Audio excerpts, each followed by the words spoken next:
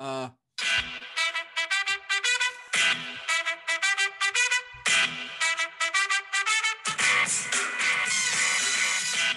and welcome to another Woodshop podcast with Mike Coffey of Coffee Custom Builds, Daniel Dunlap of Daniel Dunlap Woodworks, and Peter Kapar of Petrie's Workshop. You can find us all, as well as the podcast, on Instagram and YouTube. That gets cut out, right? Nope. That's the new What's on My Bench song. Welcome to episode 64 of another Woodshop podcast, where if we were a furniture store, we would be the Sofa King podcast. Yeah. What's up? What about Sofa Kings?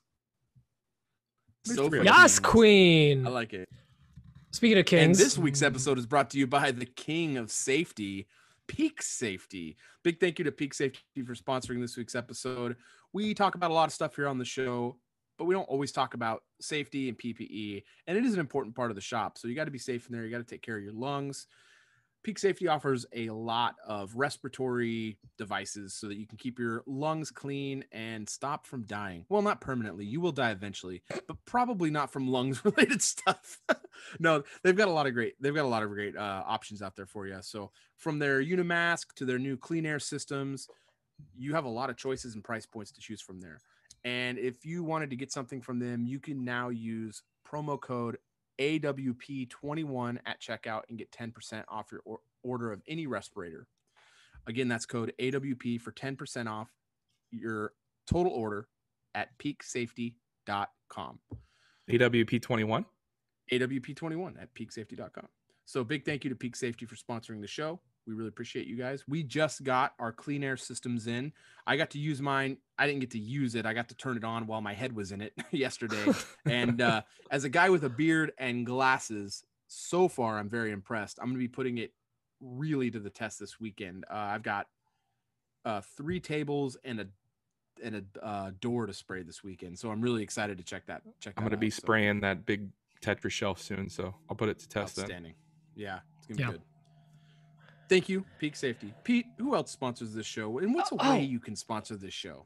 the patrons over at patreon.com/another Woodshop podcast. They help support the show. They help bring awesome behind the scenes content. And if you want to get the early access to the content, they will get they'll get the episode tomorrow, right? I'll probably drop it tomorrow more than likely. Heck yeah, there you go. Also, and I was going to ask you guys about this, and I thought I'd do it right now on the air when it's the most. Why not interrupt? Classic coffee. Let's want to release the podcast to everyone on like Sunday or Saturday. I mean, Saturday for an early weekend. Oh yeah. It's a regular all Memorial Day miracle, right? It's Memorial Day. That's the Memorial Day miracle. Labor Day miracle. Whatever, whichever one. They're the same holiday in both ends of the summer. But if you live on a schedule, don't ask. But if you are too impatient and you want to get it even earlier, make sure to join us on Patreon. You can get the podcast the day after it drops, or sometimes the night of us recording. It'll drop for you. That's my goal. Yep. And then day after or so, you get the pre-show and you get the video of the podcast as well. So some of you guys watch on YouTube. We greatly appreciate it. We're trying to grow on there as well, which, by the way, we also do an awesome YouTube live on there every Friday, or this week, Thursday.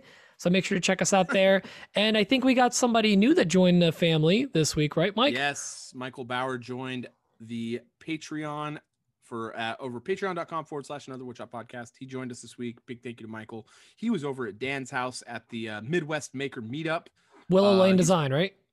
Willow Lane. Yep. He's a super nice guy. Really, really was nice getting to talk to him face to face. So big thanks to Michael. Well, I think I'm going to throw a curveball, and we're going to jump into what's on my bench. And that always gets signaled by this. And I'm going to do what I did last week, and I'm going to throw it to Dan. I'm not ready. Can I be ready? No, you don't have to. The trickster. Well, he said curveball. Like he's going to throw it to Pete. Yeah, I know. That's what I did last week. Whoever wants to go, it doesn't matter. No, I'll Paco, go. what do you got on your bench? Paco, what's up? He actually came over. Well, kibble. Kibble. Got a new bag of catnip. Dan, you go. I've had a pretty fun week. I took a very large commission. I took the deposit for that, or the retainer, and that is going to keep me busy probably through September, to be honest with you. It's nice. It's a huge like commission for me. Not only is it truck nuts. Yeah. No, not only so it was like one commission, but it's like 8 or 9 different projects. 9 maybe. Awesome. Wow. Yeah, it's a bunch of side tables, a planter table, a desk, some floating shelves. I'm probably Did you say a planter table? Yeah, planter table. Like the angle. Wait. Planter? Yeah, it's going to be like a super modern. Well, it's just a table that holds a plant. Oh, okay. It was how I made it sound more interesting. Yeah. I was thinking planter table. I thought you were talking about like one of those tables that like. No, not a planter table. A drafting table. Planter. A drafting table. Yeah. Yeah. They put their plan on there and their peanuts. Planters. I'm sorry? Oh. Planters, peanuts. Planters jokes. Got it. Okay. Yeah. Very relevant. Sofa king. Next. Funny. So on top of that, we are recording on Thursday this week because I have to go out of town for a wedding on Saturday that I'm going to be photographing. But tomorrow, I'm actually going to go and install and deliver, not in that order, the bookcase doors. Makes it hard to do the installing before you deliver. It really does. It really does. I haven't done many, but I do know that. I'm going to go and install those with the help of local buddy and woodworker Ingrained Wood, Aaron. You better be paying him. Of course I am. He doesn't know it yet, but I'm paying him. He always refuses payment, but kisses. Yeah, well, butt grabs. Special woodworker kisses.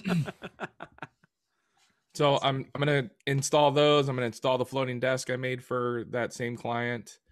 I'm also working on the giant Tetris shelf, which is getting huge and way out of hand, and it's getting almost it's so big like I can't move it by myself. So I need to hire movers just to help with that.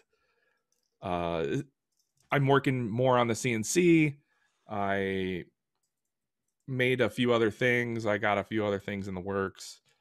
It's been a pretty great week. Oh, that's awesome. And on top of everything else, like non-woodworking related, today was my kid's last day of school before summer break. So I picked him up. I told him I was gonna. So like I told my kids that I was gonna spray him with water guns like at school. So they were like freaking out.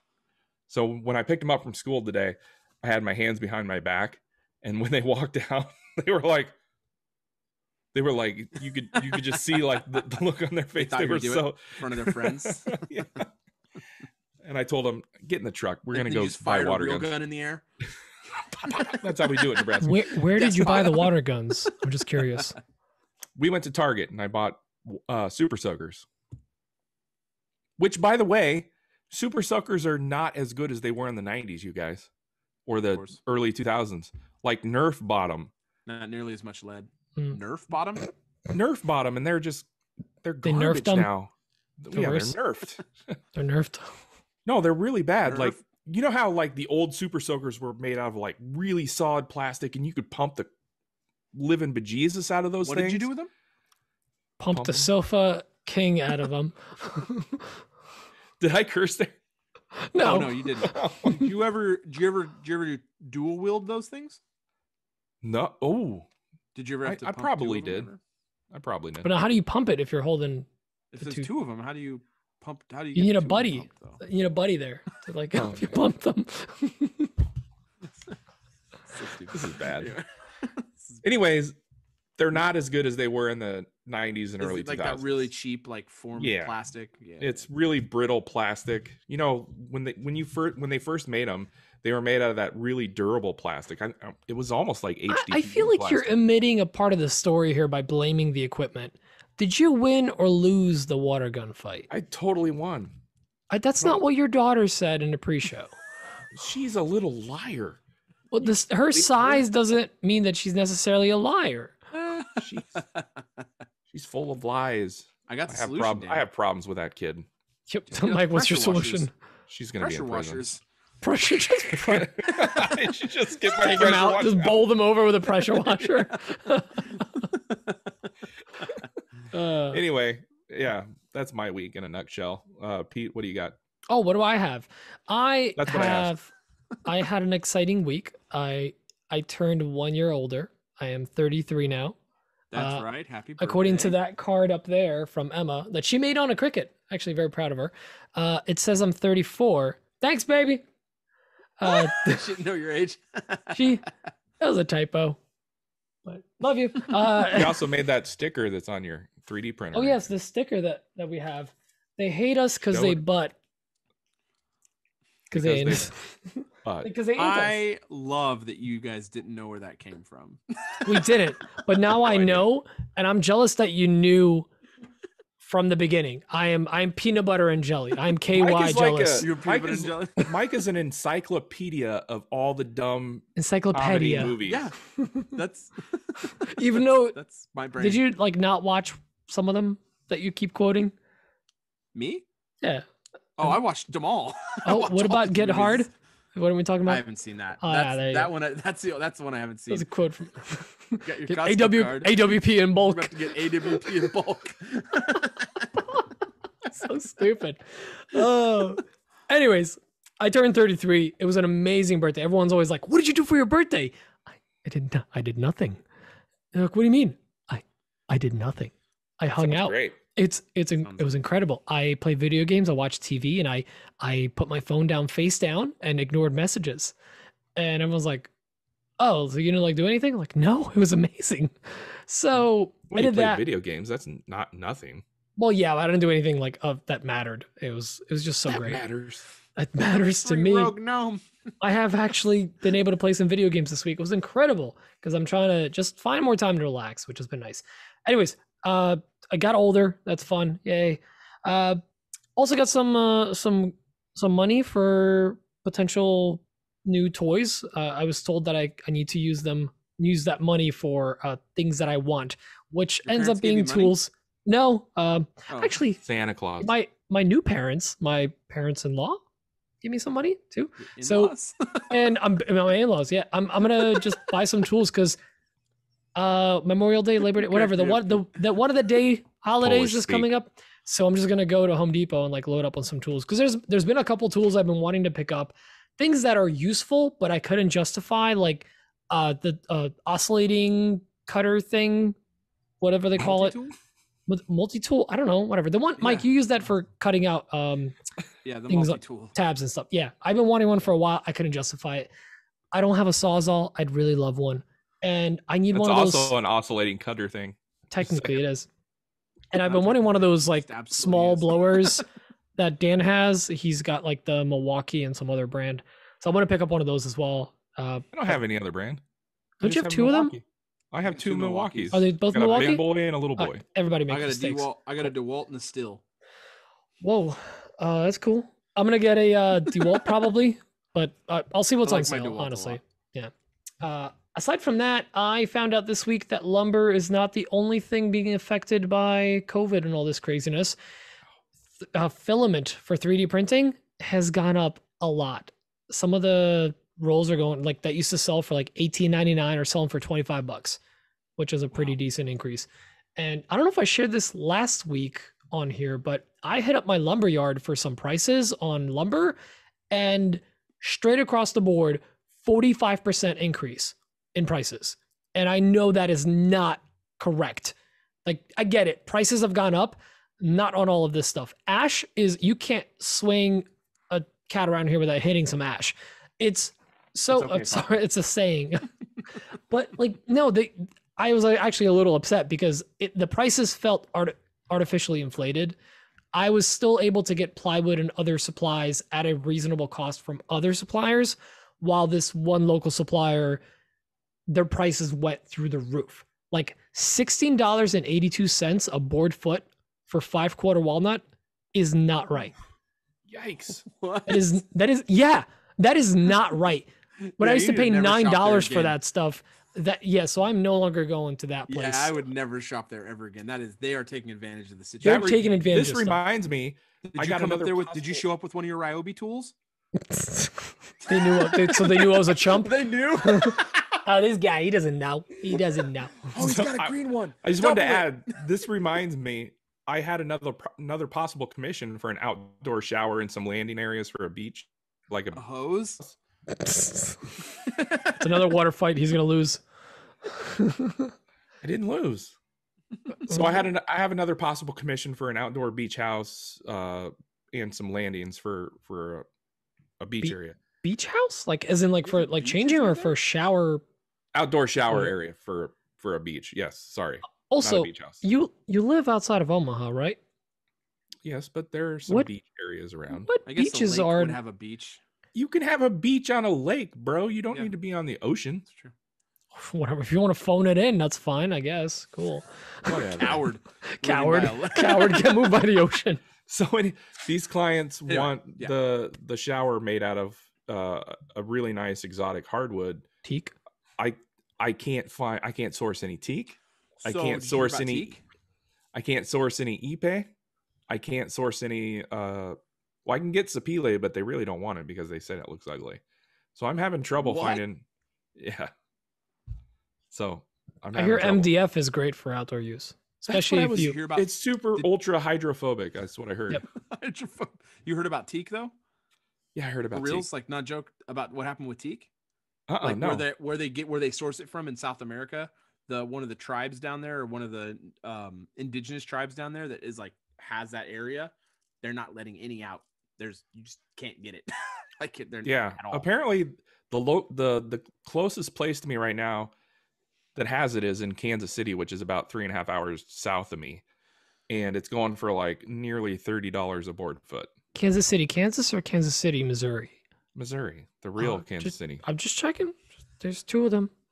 The real Kansas City is in Missouri. Kansas City, Canada? Because Kansas City, Jersey is the worst. Awful. Terrible pizza. Kansas City, New Jersey. Yeah. Pizza. Terrible pizza. Anyway, I'm sorry I cut you off. I forgot to. It's fine. That. It's totally on brand with us. Pete speaks, you cut him off.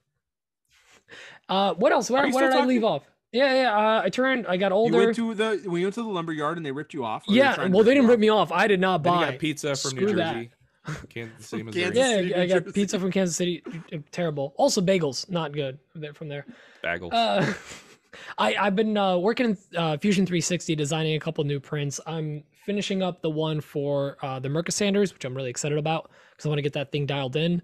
The one Festool hose to Mirka Sander, so you don't have to put it on that like super abrasive attachment point that they have that like feels like it tears up the hose. Yeah, so I just want to make that nice and easy. Speaking of Mirka, I actually picked up the attachment for my Mirka vac that allows you to mount a sustainer on it because it doesn't come stock with that, and I'm pretty stoked to put that on. I'm gonna put that on probably tomorrow because the sustainer sits on there, but anytime I move the thing, it just flops off. So it's gonna be nice to have that on there. Lastly, I've always wanted to on my bucket list was rebuild the transmission on an old Trans Am or something. Rebuild a tranny on a Trans Am? Yeah, rebuild a tranny on a tranny. So I got my dream kind of a fifth of the way there. My washing machine broke on Saturday. And then I quickly learned by doing some research that there was a part that breaks. I actually admire this. It was a part that's strong enough to work, but break if the motor seizes. If any part of the motor seizes or if the transmission seizes, it's meant to snap, and a replacement's like $5. And I went, I appreciate that because you don't have to swap out the whole part if that thing breaks. Turns out it was that part and the transmission on the washing machine. I'm just shocked that your washer is a tranny. Yeah, it's a tranny. Yeah. Dan. You beat him to it? You're just mad. You're just mad, Mike. Yeah, beat me to the joke. It's so dumb. It's tranny. The show. So I did what you do with any tranny. I pulled out the part from the machine. Thanks to Peak Safety. I took the mic is broken. I guess the pause was just right. Oh my god! I pulled out the transmission, I was ready to order a new one because I'm not one to just get a brand new washer. I want to fix it. I want to see if I can fix it. I pulled out the transmission. I know about Peter Kapar. He's not one to buy a new. I'm not gonna buy a new washing machine. No, I'll buy I buy a new tranny instead. But instead of buying a new tranny, I opened this one up, and But I found out that the one of the parts broke inside, and I was able to find it. Luckily, I love Amazon. They have everything. The Whirlpool store has their parts on there. So I'm waiting for one more part to come in, and I'm going to rebuild it this weekend and hopefully be able to do our laundry. How have you been doing your clothes? We haven't since last week. So luckily, I have a that's lot the of maker shirts, and they last me at least a week. I mean, I But still do you shower. have so many shirts that your rack fell? No, I still haven't fixed that. Weird flex. Yeah, Dan's got enough shirts to Dan's make a gonna rack sell fall. that house with it broken. Broken. But yeah, so I'm working on that. Fix. I've been taking my shirts As off is. the rack while it's on the floor. Oh, Gail's- Jesus. Dan's Gail's gonna like, use "Are you all gonna his fix shirts that?" so I'm it's like, lighter "Yeah, when he one has of to these fix days." it. Guess who's got too many shirts? You got a problem.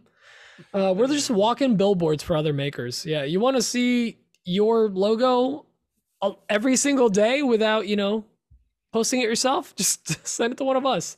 Free pitch there. All right, last thing is I went. It got hot this week in my shop. It got in the 80s over the last week, and humid too, which is the worst. I know Mike loves humidity. I can't stand it personally. And I was desperately looking for my AC all over my house, and I couldn't find it. Turns out back in January, Pete put it in his storage unit because the plan was that, and I quote, "We're gonna be in our new house by now." Yeah, joke's on me. I remember that. Yeah, joke's on me. We're still not in it. So I had to go in my storage unit and fish out my AC and bring it back to the house. Serious question. How cool can your AC get your shop? Have you tried to like max it out? It can do well enough. It'll keep it Like, give me a number. It'll keep it in the low 70s. It can't get it to like, I don't know, Well, 64. When Because it's 64 is the sum of Euler's Toyton function for the first 14 integers. It's also a You got us good. I You have no got me idea where so you're good, going. Dan. Bravo. We've been talking about Dan doing number facts. You worked that so well into the sentence. That was so good. I was like, Bravo. where is he going with this? I thought you were going to flex about how good your unit is. Dan, I am so good proud of you. My unit's pretty good. I just want to say. Gayla, fact check. Oh man, you know what? I crown thee sofa king today. Very nice. All right. Aside from that, anyways, I'm getting my AC installed. I just got to figure out because I only have one 6-inch outlet on my shop wall, so I need to figure out what I want to run, the laser or the AC, because I can only hook up one at a time. So I got to get a splitter. Last thing is we got some news today, which is actually very exciting. The house we're moving into, the owners aren't able to move out because they're moving into one of their own properties that has tenants in it, and the tenants haven't been able to find any place to live. The tenants finally found a spot. We were notified this week, which means that if all goes well, we are on track for July 1st and move. And I'm super excited because we're going to do a small little maker meetup. I'm starting to plan out where when we're moving my shop, we're going to make it like an event. I got kind of inspired from watching Wobie. He just moved over his shop and he had a bunch of local makers over. So I'm gonna have a bunch of people over here. We're gonna have pizza or cater some food or whatever. And we're gonna move the shop all in one big push, probably mid-July. So nice and hot. Everyone's gonna be all sweaty. It's gonna be great. Definitely want to be there. And then we're gonna have a big meetup. Sweaty. Everyone's gonna be sweaty. And we're gonna have a big meetup for when Mike and Dan come out this summer. I'm gonna try to probably bring them out because I know Mike likes humidity. So probably in the middle of August or something, where it's nice and That's the best time hot for humidity. and sweaty. Yeah, it's gonna be great. We'll have a fire pit and sweat around it. It's gonna be awesome. But that's it. That's all I got. Mike, what do you have on your plate? Because you got a lot going on. Well, I wanted to mention you were talking about AC last year last summer was really hot here, and I was getting the C side of the shop kind of set up, and I had put all the insulation in my shop, and I didn't get that done until like the end of summer. And since then, I insulated that loft above my shop, and it was about 95, 96 degrees about a week and a half ago, and it stayed 70 in my shop, which I was really pumped about. So anyway, going to say that my shop's actually staying really nice right now, and my AC unit is doing really great in there. But anyway, on to what I'm doing this week. Let's not text me talking about how my He's texting me. Stop being so conceited, Mike. Oh, is it me? Oh, it's Pete is bad. Oh, I thought it was me. You don't have to read the text out loud. The whole point of the text was so you didn't read it out, so we could keep going and not screw with the flow. Shop is doing great with the heat right now, so I'm really pumped about that. It's like so really nice. The insulation is really helping. Yeah, I just haven't been able to experience it because like it's supposed to be 100 here on Monday, and I am really not looking forward to that. But with the loft insulated and the main shop insulated, it looks like I'm going to be in good shape for however long I'm in this shop. By the way, above your main shop, is that where the room you're in is in, or no? No, it's actually, so if you're looking, it's actually there. It's on the other side of that wall is where the loft is. Oh, okay. To the house. So you're on top of the actual the main shop. I'm above my main shop right now. Oh, so that's why it's insulated there. Okay, got you. Yeah, this is already insulated. Yeah. So anyway, I'm actually like, I was like, man, I'm not. The problem is running the CNC because I run the P-Flux 1. That thing really warms up the shop fast, but it's like I said, it's not really getting above 72 in there right now, which is amazing. I'm pretty happy about that. So total off the course for what I'm talking about for my week. This week I've got I do have a lot of stuff going on, but not really a lot of stuff happened this week that's of note. I got a spice rack for a cousin of mine. She's been very supportive of Coffee Custom Builds, so I'm doing a spice rack for her. Oh, I guess I did have a lot going on.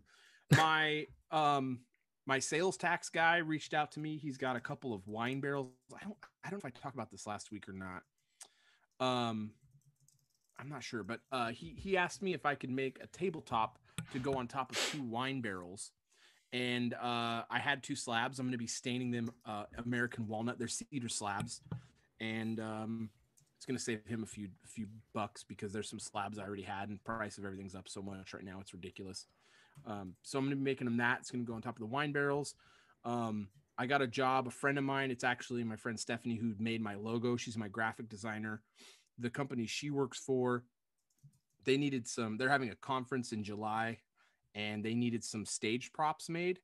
So I'm making those and all their tables that are going to be in the audience. They wanted some table markers lasered out. So they had me quote the job and they awarded me the job. So that was really cool. And then my cousin was over last week and we worked Saturday and Sunday in the shop. We got so much done. I couldn't even believe how much stuff we got done last weekend.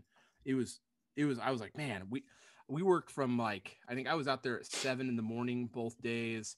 And I was out there till like 8 or 9 both days. He was there for about 8 hours both days. We just got so much stuff done. It was really bonkers.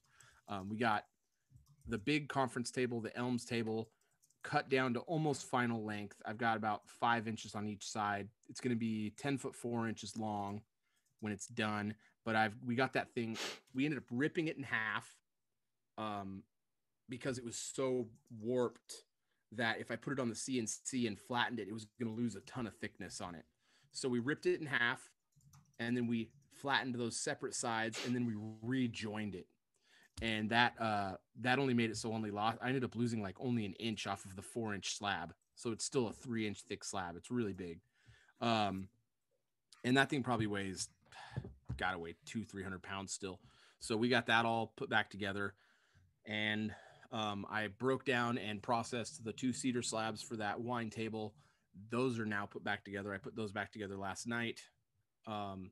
We got the elm slab table for my dad and my stepmom all epoxied. That the flat side on the bottom is sanded down, and we're going to be getting that loaded on the morning on Saturday to get the top flattened to get all the epoxy off with the CNC. That's going to save us a ton of time for sanding. And then that teak butcher block table, I have to spray all these tables. So what I did is Fast Cap makes these, they're these posts. They're like extendable poles that you push into the ground, and then you can push into the ceiling, and you put the plastic sheeting around it. Well, I finally got them in today, and I have the plastic sheeting here, so I'm going to be spraying those. That's going to be a lot of what my Memorial Day weekend is me. Did that spraying come with the tables. sheathing or no? No, I had to buy. I had Okay. that already. That's separate. So Okay. I just got really cheap, really thin sheeting. I just needed to block stuff. So Yeah. it's really not that expensive. Where'd you set up the spray area? I haven't done it yet. I just got the poles today. So I'm going to do that this weekend and see how that works. I really hope it works because I invested like $130 into those poles. Unlike you, Pete, I haven't invested any money into that pole. Finger guns. No, I really hope that I hope it works. I feel like it will work out. I don't know why it wouldn't work. So should be a good solution. And yeah, that's kind of it. I got another. I think I mentioned it last week. The poker table. I don't know if I mentioned it. I put a quote out for a poker table, and they accepted the poker table. But I'm meeting with them Saturday to finalize a few items. They wanted to sit down and meet before they put their deposit down, which is completely understandable because that's a big investment on their part. So, and then there's another table I'm working on, which I'm comfortable talking about now. It's a table for a company in the Midwest, and they had me quote them a 4-foot by 13-foot table. Originally, it was going to have a wood base, and the design was sick. Like, it was just such a cool design. And actually, Dan actually helped me with the design on that. A company in the Midwest that may or may not be like 10 minutes from me. That's not where it's... Feelings mutual. I was trying to...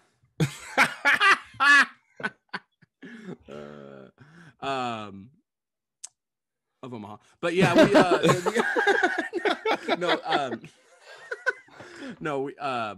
so I'm there waiting on a couple of things to proceed on their end. So I helped you with the design of the base, but they went a completely different direction.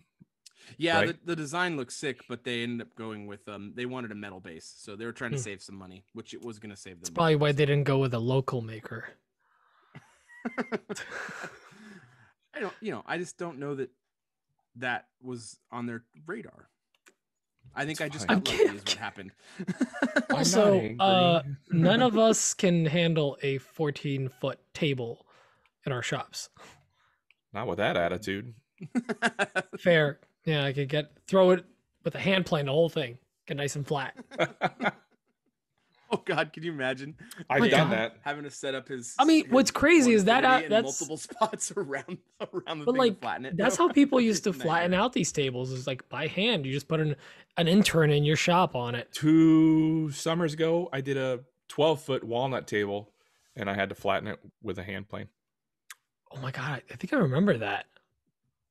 It might have been 3 summers ago. I don't know. Oh, It's maybe been a not. while. I don't know. It was when I I was remember working you with that other flattening guy. something with a hand plane for a while. It was when I was working with that other guy. Oh, never mind. Different table. Why was it done by hand? Because that was the only way we had to do it. The wood that we had for that was just Because, so like Mike, twisted that's and how they bowed. did it Just- pre-giant CNCs. Yeah, but this is 3 years ago. Like that guy. We was didn't have a processing CNC pretty then. It big was slabs. ancient didn't have- times.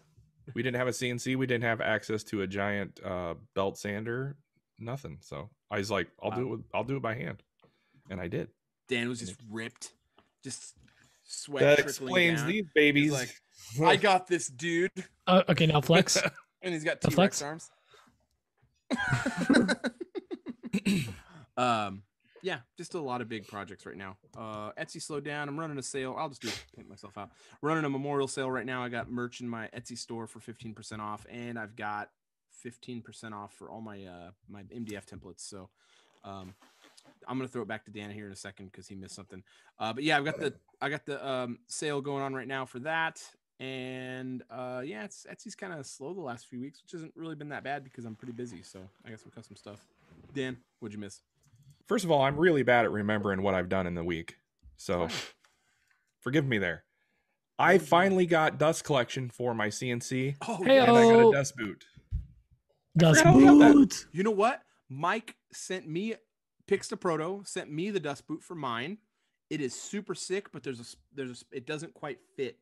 It fits around the spindle, but where the attachment is, it doesn't work. So I reached out to Mike at Pixta Proto, and he said he has a way to fix it, and he's sending me that part. So I'm really excited that it'll work because that thing is super clean. Like, I mean, the magnetic attachment on the bottom, everything. It's about sick. it is just, I got one it's too impressive. for Shapeoko, which by the way, I as he designs these things himself in Fusion 360, and like all I did was gave him some clearances for Dan's CNC, and he was able to just adjust the design accordingly for that. And Primo, as somebody that makes 3D printed items all the time, I want to give him a shout out because he really kicked butt on that one. So check him out, Mike at Pix the Proto. Yeah, so I was going to shout out Mike at Pix to Proto, but Wait, he's I gonna got beat me something to from it. Mike. No, I was kidding, Dan. Mike at Pix to Proto. Thank you so much, Mike. Mike at Pix to Proto, not Mike Coffee.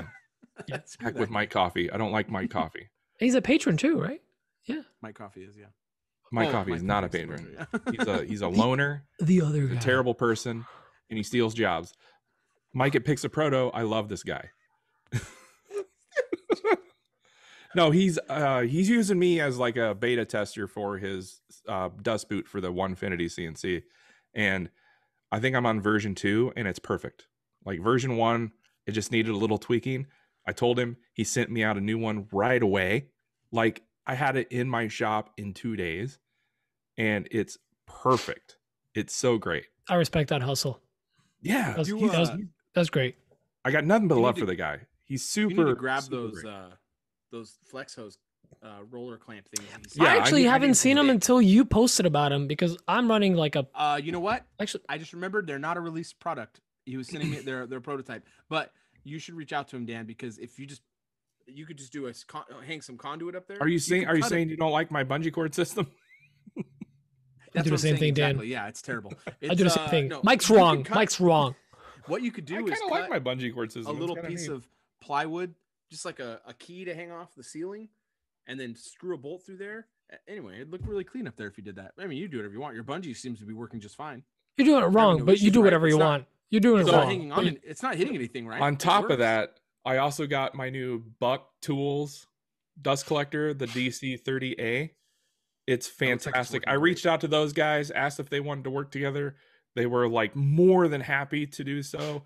They sent me the dust collector to check out, and I love the thing. Not just because they sent it to me, but it is a fantastic little dust collector, and it's working great for the CNC. You should So pick up that separator. I really should put a separator on there. I do We have the should space for it, but Build one or something. it's like I can build things. I don't know. But anyways, if you want to, like, I'm going to pimp them right here. If you want to go get the dust collector from Buck Tools, go to bucktool.com and use DDWW20 to get 20% off Nice. of their dust collector, that DC30A. Boom, boom, Free boom. money. Go check it out. Cool. Well, that's it. Our week. Well, that was a great podcast. Questions now. How are we That was 40 nice. minutes Good. in with just what's on our bench? Crazy Well, week. Because you guys talk a Yes. lot. Yeah, sorry we talk a lot on our podcast, Dan. Dan heard a squirrel. Something shiny. All right, let's jump into questions. This first question, we're gonna go fast through these because we ain't got time. Oh, for okay. this. Adam Barnett, go quick now. Go. Let me hit the button though so you can hear it. What's up, guys? It's Adam from Barnett Custom Woodworks here. So I got the table saw, I got the Laguna F1, and I got a Supermax 1632, and I got a DeWalt 735X. Man, that's a big flex. Woo! My question is, what do you guys think the most useful jig is for the table saw or the planer? I don't think there's really a jig for a drum sander, but should I make, some kind of sled for the saw? What do you guys recommend as far as being the most useful? What should I make first? Because I want to start using this stuff. I mean, I have a million things that I already want to do, but I was wondering what you guys think the most useful jig is for you guys and what you would recommend to be the first one. Did all that make sense? I don't know. Anyway, I love you guys. Thank you for all the help and recommendations. You guys rock. Can't wait to hear what you think. Later. Pete, jigs. All right. Well, I'm going to go not with the obvious one for the table saw because I said this last week and I know you guys will say it. So I'm going to go with a a 45 miter or a picture frame jig, or maybe a tapering jig is like really super useful, actually more than you would think. Because if you don't have it doesn't sound like you have a joiner. I actually don't know if you have a joiner. If you had a tapering jig, you could use your table saw as a joiner basically. Now, as far, I don't know if you asked for one of each, but there isn't really one for a drum sander. If you didn't get the in and out feed tables, get them. That would be my jig, or build something, or build something that, for example, if it's an open design where like the side is open, like most of them are, maybe I've seen people build extension tables off the side of them so that you can actually run longer pieces and they're supported well. So you're not really torquing on the drum as you're running it through there. Twerking. Yep. It's a technical term. Bing it. Gotcha. The last one is planer sled. And I have two that I use on my planer all the time. And that's one for its end grain cutting boards. I run them through the planer. That's right. I'm a psychopath. I do it through my planer. But I have one, depending on which height I need, I add more pieces on it. Flatten it on your CNC? It's pre-CNC, and no, I don't actually flatten on my CNC. I didn't have a good bit for a while. I only got one recently. But before that, I ran it through the planer, and I just have a piece that actually, I would hot glue it in there, and it has a piece that backs up on the back. And depending on how tall it is, I can add more pieces to support it a little better, but clear the teeth, obviously. And the other one is just for doing veneers in the planer, actually. And it's just same sled, but it's much longer. And the cleat on the back of it is much thinner and it's glued in. So if I need to, get like a 1/8 of an inch veneer or something, I can run it through there and it won't explode on me because there's support and below. That's basically it. Dan, what about you? I am going to pick the obvious answers, but I do want to say, first of all, Adam called in a couple weeks ago and he asked for our advice on what he should buy, a planer or a jointer, and what kind of table saw. And I believe I was the only one who told him to buy a drum sander, and he listened to me. Well, he got the other two as well. No, I think you both told him to do a planer, drum sander over a jointer. Just me. Great machine. Just me. Let me have this. Let me have Dan, this. you were correct. Yes. Thank you. Nice job, Dan. That was all me. You're welcome, Adam. All Dan. And that's the podcast, guys. Welcome to the Dan Show. Best jig for the table saw, hands down, is the crosscut sled. You can do so many things with the crosscut sled. You can add all kinds of accessories. You could put your own mitering sled on there. You can put stop blocks on it. You can put the miter clamps in there. You can put the micro jig clamps in it.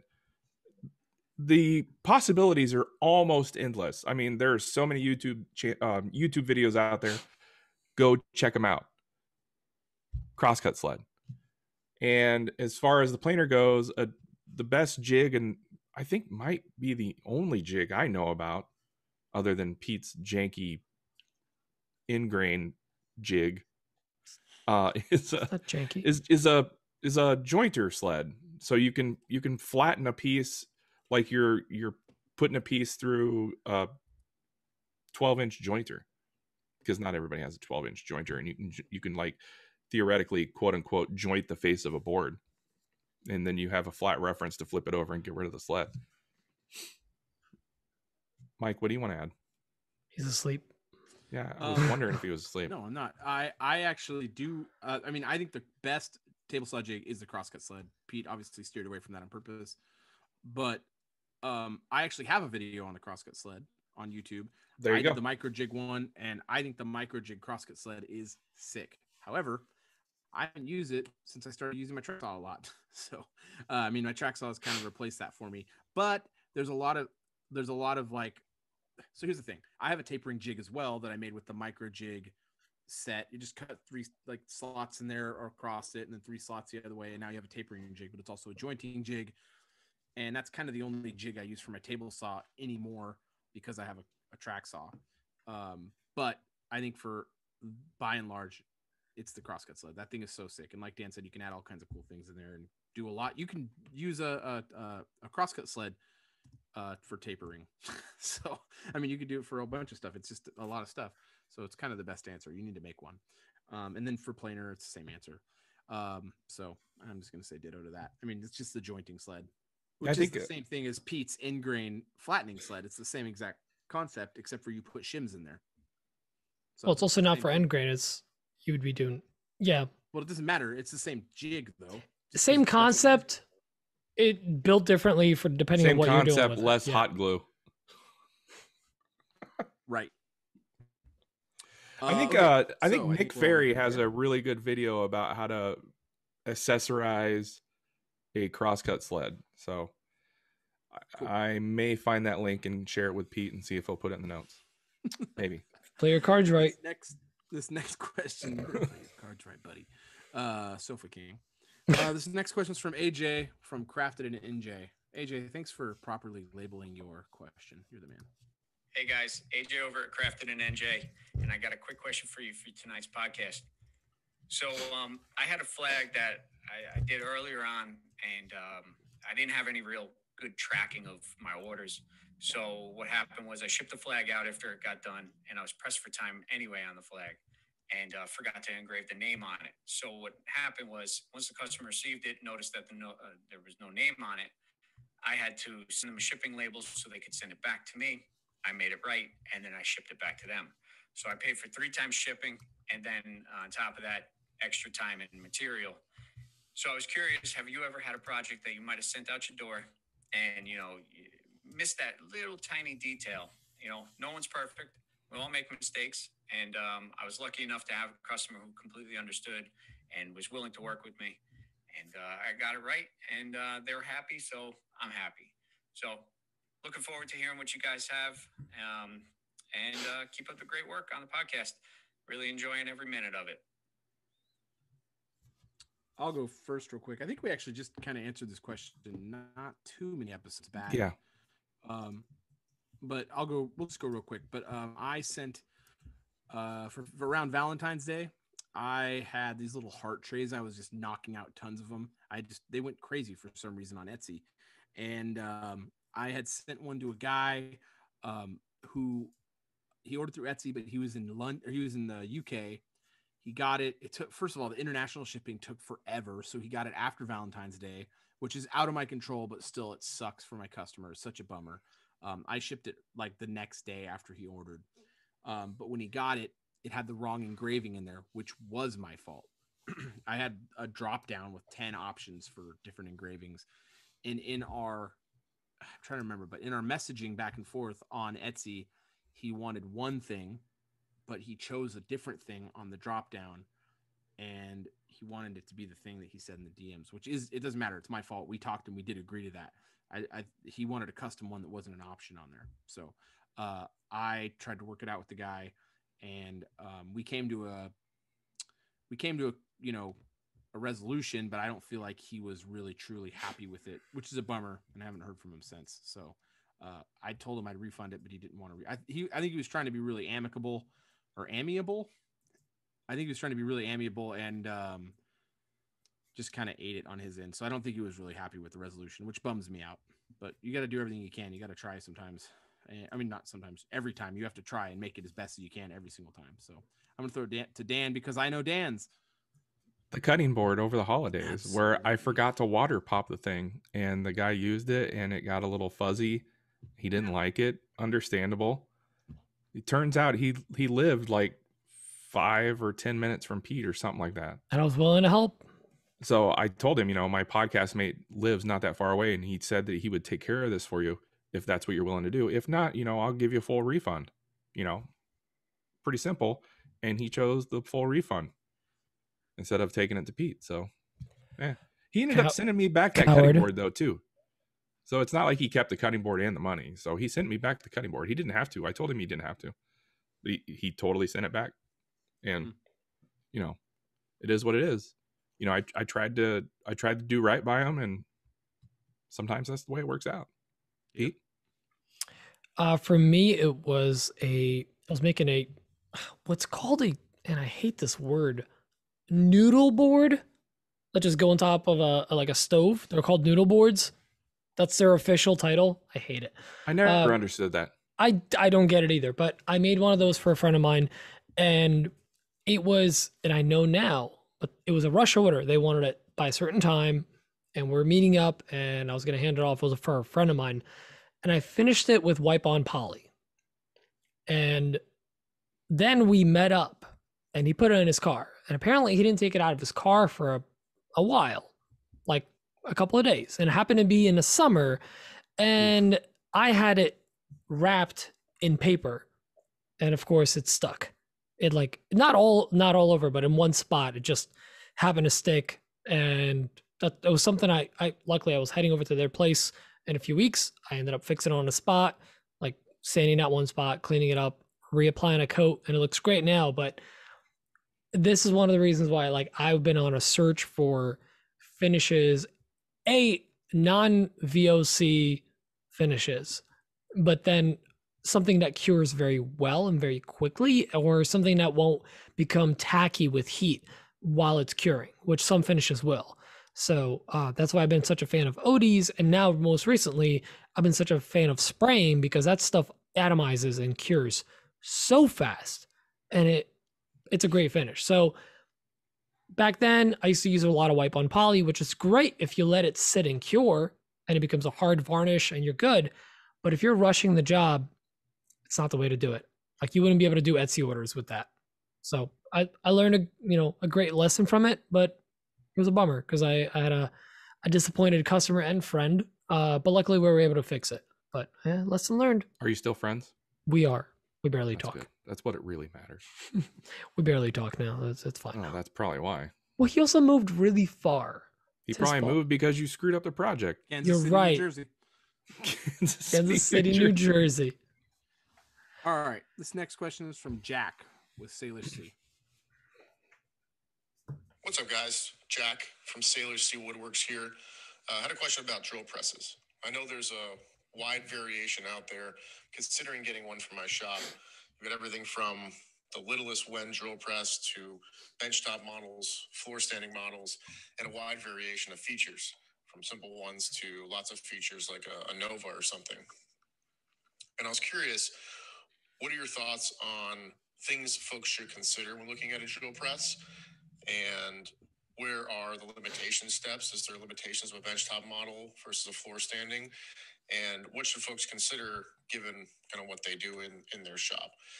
I'm primarily making fine furniture and looking for some precision there. So that was my question. Just looking to gain some information, some perspective about drill presses, and hopefully add one to my shop. Thanks so much, and I hope you guys have a great weekend. Dan? Jack, if you're looking for precision, you don't want to win drill press. Let me tell you that right off the bat. You don't want Win. You don't want the Harbor Freight Special. What do they sell? Central Machinery. Yeah, you don't want any of those So bad. because they wobble. The arbors are not true.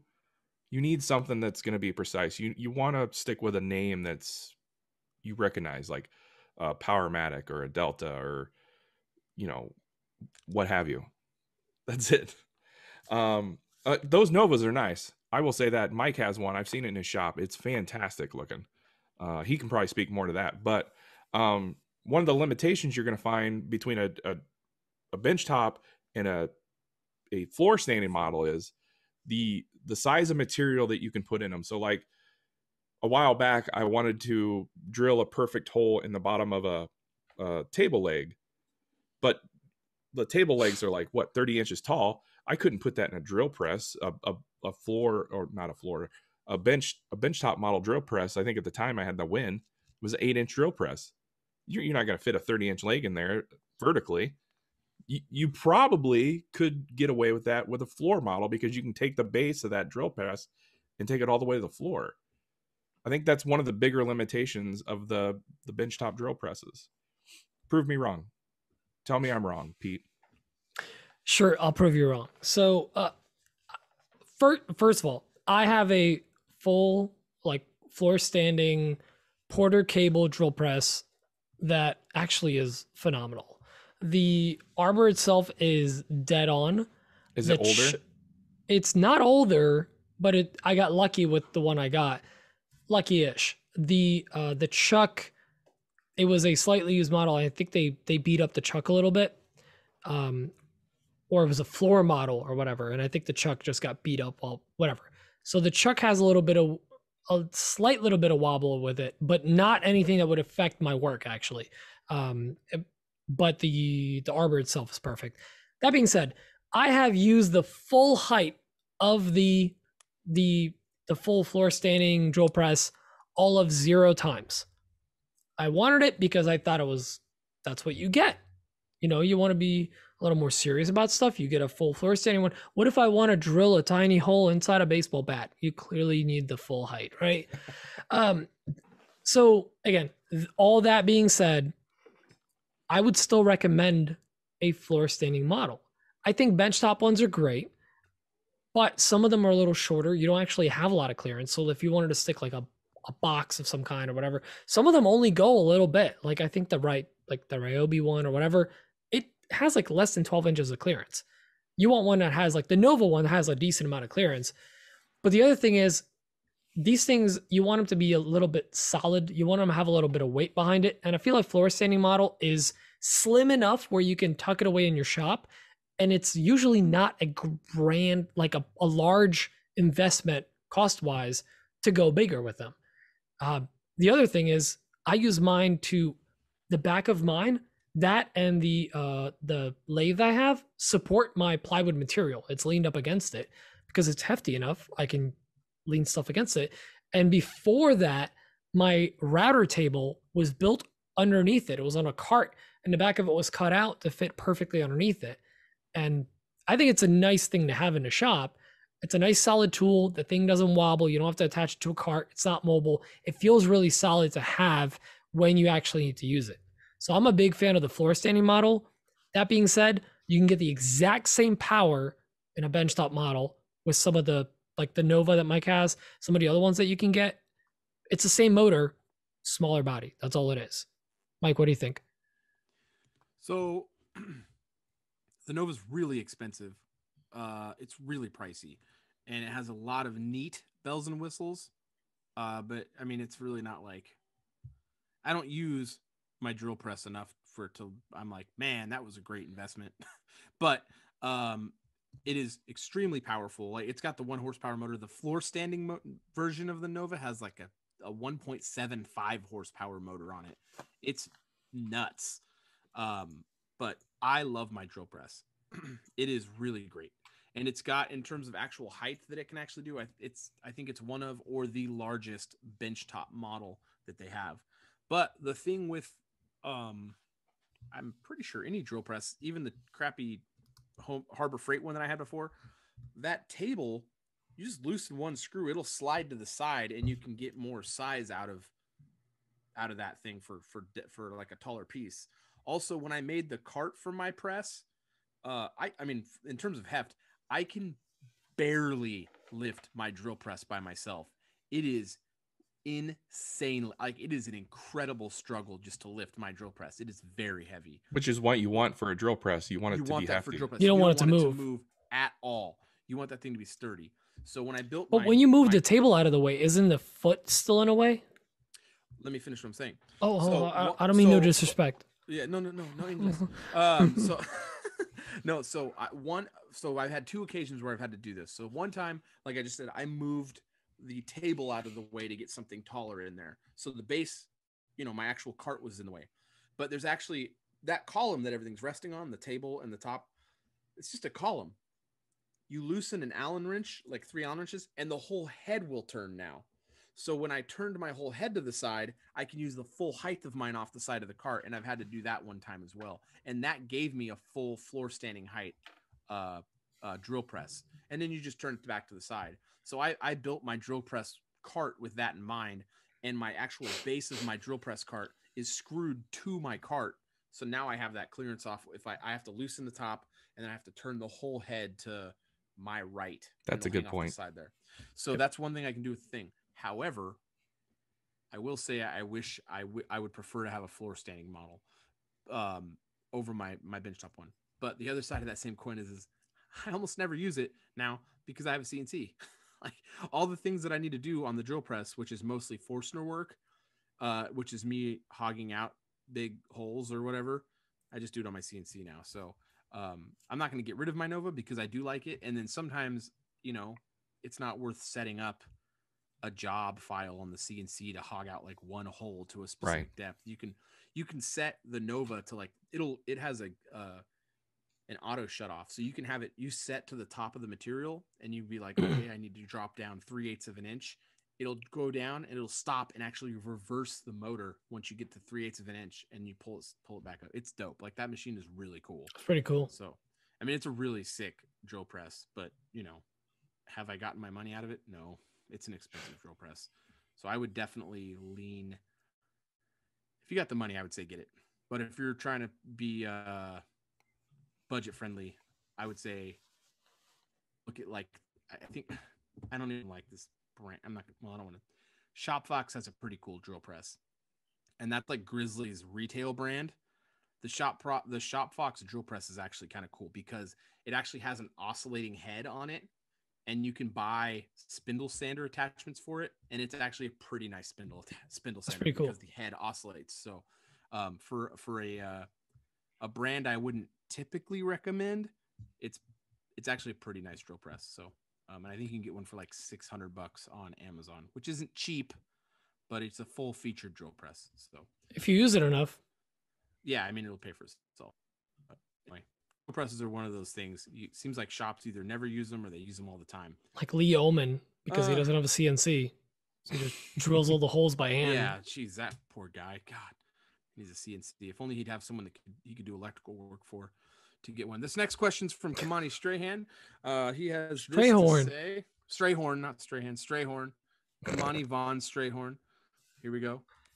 Strahan. This is Kimani from Van Street Designs.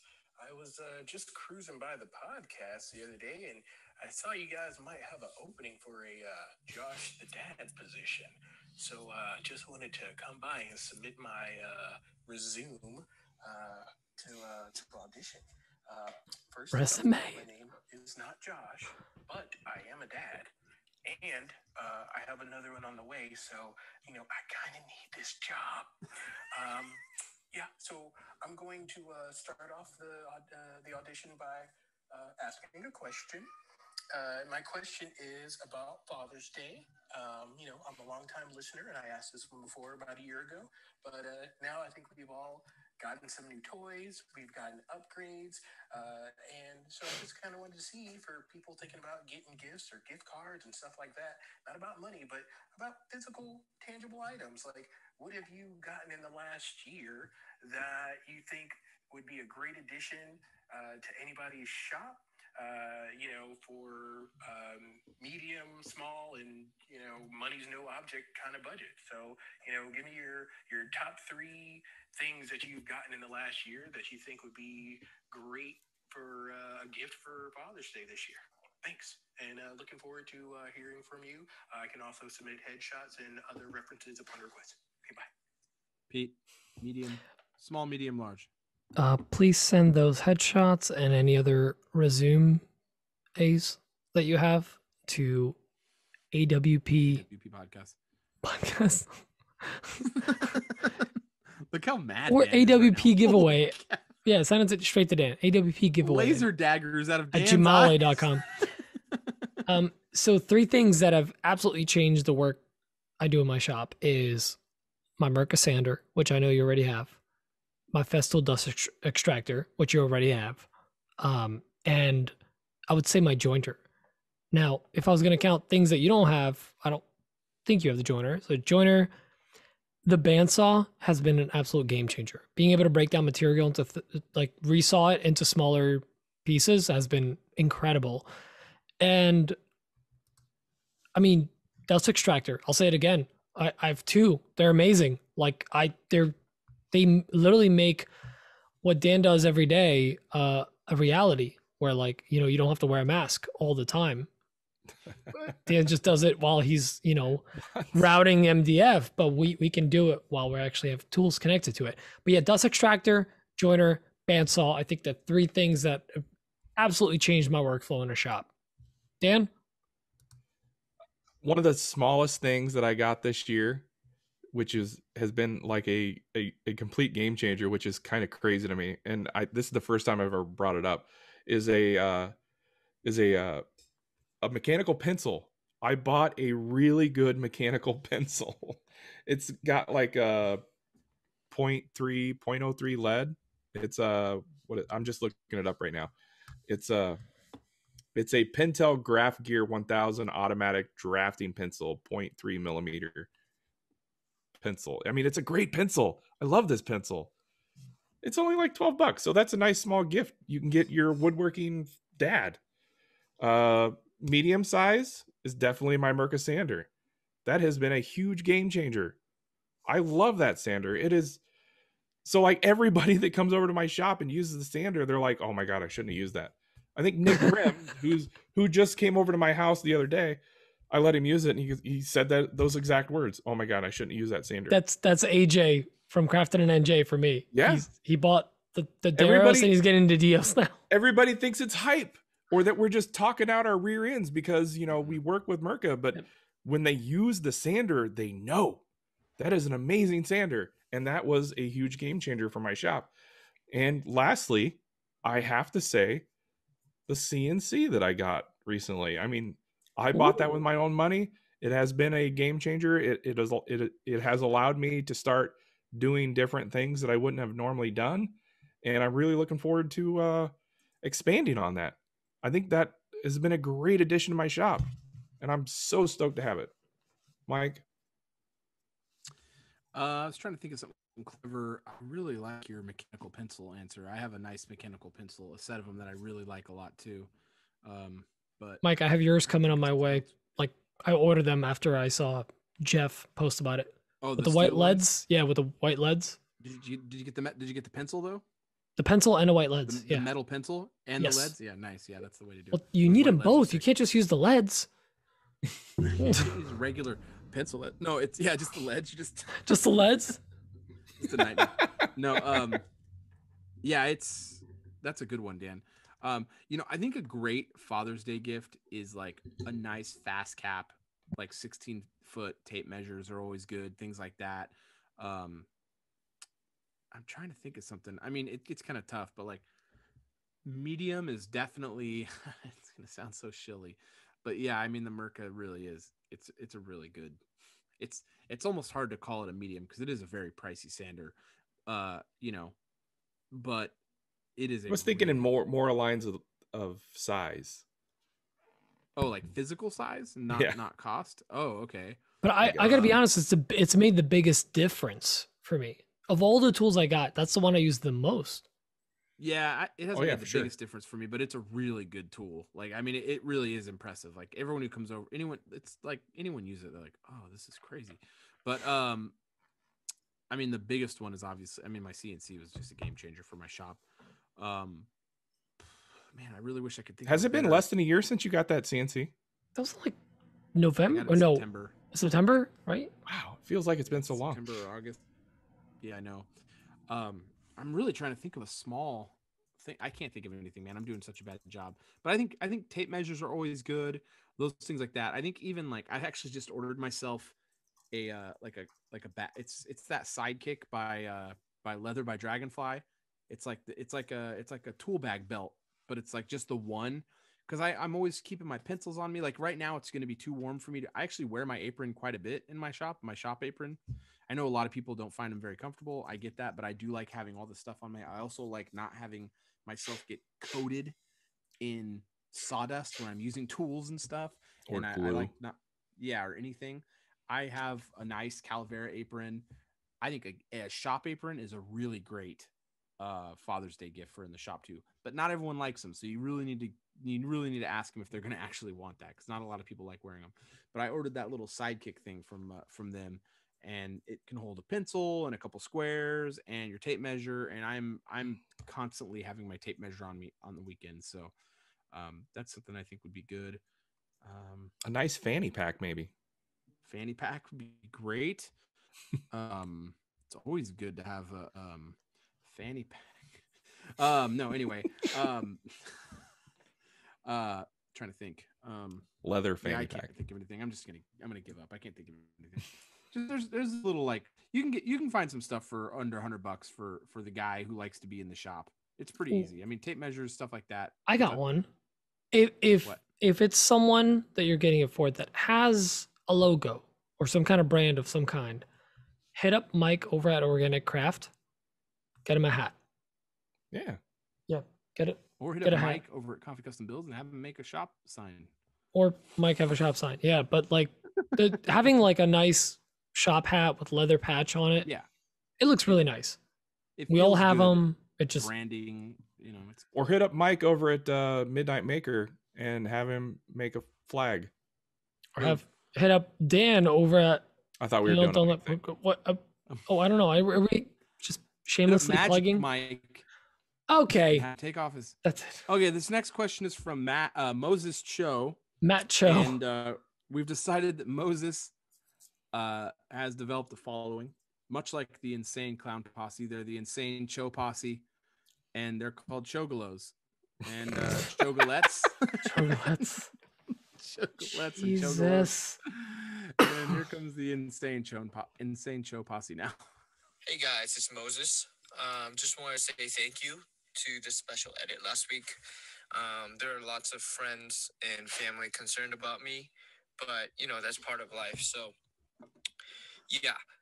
Anyways, this week's question, I just want to ask you, what was your biggest upgrade in your shop that was not a tool? Thanks again, and can't wait to hear from you guys. Dan, yours is obviously the CNC or the HVAC system that we forced you. What does he mean by not a tool, though? I mean, just about everything in my shop is a tool, right? HVAC system, but it's still like a tool, isn't it? No, it's not like a tool. You need to build stuff.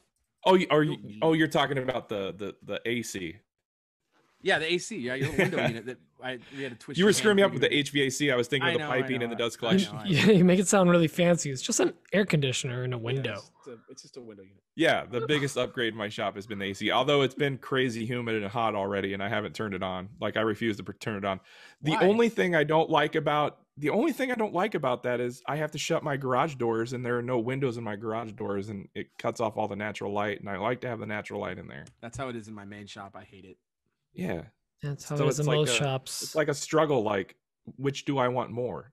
To be cool and comfortable, or to have the light? And usually the light wins. For me. Also, cool Max. Also, Max. Max gets upset if the door isn't open and he can't like go in and out freely. So it's a big Max thing too. Mike, tell me about your biggest non-tool upgrade. Related. I mean, I would say what I was talking about earlier is the insulation in all throughout my shop. That's helped a lot. And I do have that nice last summer when it was really hot. I bought that stand-up like rolling AC unit that goes into the window. And I also have another window unit like Dan's does up in the loft, because that room used to get really sweltering hot. And I used to go up there, and when I'd get home from work, I'd turn on the AC unit, the window AC unit up there to cool it down. It would just noticeably cool down the shop down below, just because it was so hot up there. But now with the insulation up there, it stays cool up there like all day long now. So I think that's really helping keeping the shop cool. So I think that's been a really nice add over the last year, is just insulation. Pete. So just to derail the question a little bit, what do you guys think so I have an extra AC unit. Matter of fact, I have two just like window AC units. Should I just cut a hole in the wall and pop the sucker in there in a new shop? Or should I invest all that extra money and get it? I do, but they're front of the house facing. They're like part of the decor of the house. So it just would look ghetto as hell. But like, I'm okay cutting a wall in there, or should I pay the money or try to get a mini split? You can get those kits for cheap. Yeah, it's hard to say without seeing the actual space, though. Yeah, but Pete, you can get those systems. Like, I'm going to talk to you after this. I've got a contact for you. Oh, great! I'm going to get yelled at. Okay. No, I've got a contact for you. But there's the systems on Amazon. Mm-hmm. They're like $1,200. Mike's contact. Yeah, but also, the only reason I'm asking, if it makes sense, I'm gonna do it. But at the same time, all you'll have to do is a Sawzall is $100. And the AC's already in my shop, so like price wise. But that doesn't work nearly as well as a mini split.